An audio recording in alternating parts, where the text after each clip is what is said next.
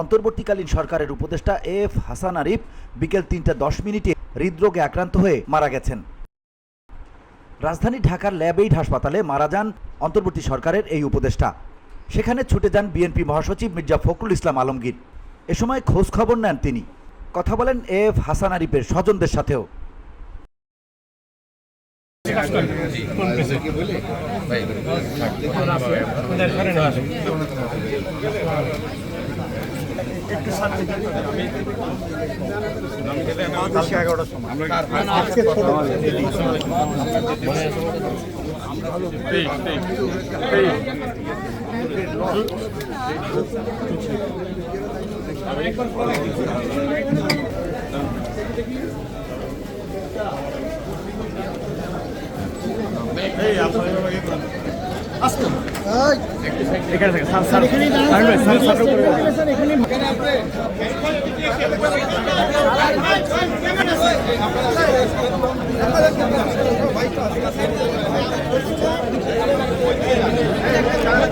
VOD Bangla news desk.